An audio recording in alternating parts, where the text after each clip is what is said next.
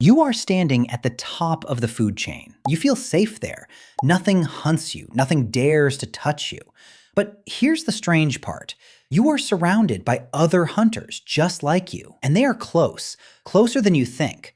A lion can kill a hyena in seconds. A wolf can kill a coyote just as fast.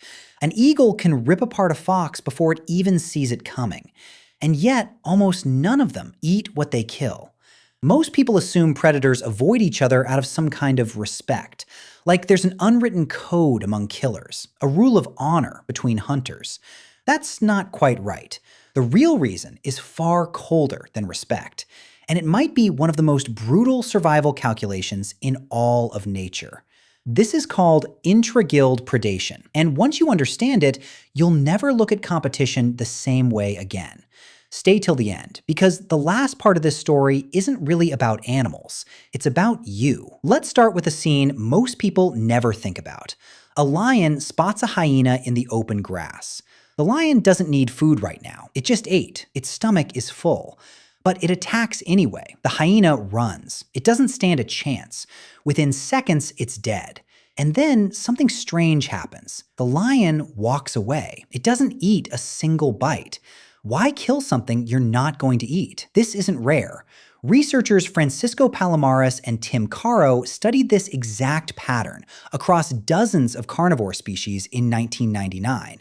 And they found something surprising. Killing without eating happens constantly among predators. Foxes kill other foxes. Bobcats kill coyotes. Wolves kill cougars.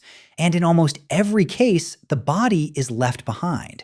So what's actually going on? The answer starts with a simple truth. Being a predator is expensive. Every hunt burns energy. Every chase risks injury. A broken leg for a lion isn't just painful, it's a death sentence. Now imagine there's another hunter nearby, one that eats the same prey you do. That hunter isn't just dangerous, it's competition. And in the wild, competition can be more deadly than starvation itself. This is where the real motive shows up. It's not about food, it's about eliminating rivals. Biologist Jose Fedriani studied this among coyotes, foxes, and bobcats in California back in 2000. He found that where coyotes were more common, fox populations dropped sharply. Not because coyotes were eating all the food, but because they were actively hunting down the foxes themselves. This has a name. Scientists call it mesopredator suppression. Bigger predators don't just compete with smaller ones, they actively remove them from the map. Think about that for a second. In nature, you don't just have to out-hunt your rivals. Sometimes you have to erase them. But here's what's fascinating. If it's really about competition, why not eat the body afterward? Free meat is free meat, right? This is where it gets even stranger. Eating another predator comes with a hidden cost most people never think about. Imagine you are a wolf. You've just killed a fox. The meat is right there, warm, available. But inside that fox are parasites built specifically to survive inside a predator's body. Things like trichinella, a parasite that thrives in carnivore muscle tissue. Herbivores rarely carry this risk. Their meat is comparatively clean.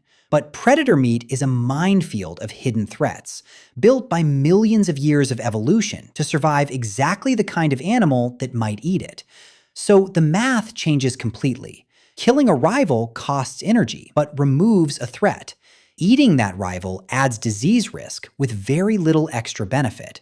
The safest move is brutal but simple. Kill it, leave it, walk away. But there's another layer to this, one that has nothing to do with parasites at all. It's about the prey itself. Every ecosystem only has so much food to go around. A single forest can only support so many rabbits. A single grassland can only support so many antelope. When two predator species hunt the same prey, they're not just competing for territory. They're racing toward the same shrinking pool of food. Ecologists call this exploitation competition, and it's silent. There's no fight, no blood.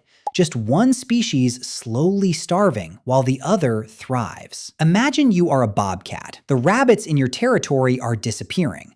Not because you're failing to hunt, but because a coyote pack 3 miles away is clearing them out faster than they can breed back.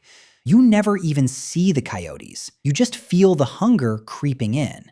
This is why so many predator conflicts aren't really about violence at all. They're about who empties the pantry first. And this single change rippled outward. Fewer coyotes meant more rodents survived. More rodents meant changes in vegetation. One predator eliminating another predator reshaped an entire landscape. Take Yellowstone. When wolves were reintroduced in 1995, something unexpected happened. Coyote numbers collapsed almost immediately. Ecologist William Ripple documented this shift in the years that followed. Wolves weren't just outcompeting coyotes for food. They were hunting them down directly. Coyote packs shrank. Their territories shattered. This is the part most people never see. Predators aren't just managing prey, they're constantly managing each other. So what happens when two apex predators are forced to share the same space with no clear winner? This is where things get even more intense. Researcher Elbroch spent years studying mountain lions in the American West. He documented cases where cougars killed wolves and wolves killed cougars in direct territorial clashes. Neither species fed on the other. The kills were purely strategic. Imagine you are a mountain lion. You've spent months building a territory, learning every trail, every hiding spot, every place prey tends to gather. Then a wolf pack moves in. They don't just steal your food, they threaten your existence. Every day they stay, your survival odds drop. So the equation becomes simple and cold. Remove the threat or lose everything you've built. This isn't cruelty, it's economics. Brutal evolutionary economics. But here's something even stranger. Sometimes this rivalry never ends. It just keeps escalating, generation after generation. Scientists call this an evolutionary arms race. One species develops a slight edge, the other adapts. Then, the first one adapts again. Look at owls and hawks. In many forests, great horned owls actively hunt and kill smaller hawk species that hunt the exact same rodents at night. Over time, some hawks shifted their hunting hours slightly earlier, just to avoid overlapping with the owls at all. They didn't do this out of fear. They did it because the ones who overlapped disappeared. This is natural selection acting in real time, not against prey, against a rival predator. And it might be the strangest part of all. Sometimes, avoiding a rival matters more than avoiding starvation itself. So what killed it in almost every one of these stories was never a lack of food. It was the presence of something too similar, too close, too competitive to be allowed to stay. And here's the twist most people miss entirely. This same pattern doesn't just exist among lions and wolves and foxes. It plays out among something much closer to home. Because humans do this too, just without the blood. Think about it. In business, companies rarely destroy their competitors just to absorb them completely.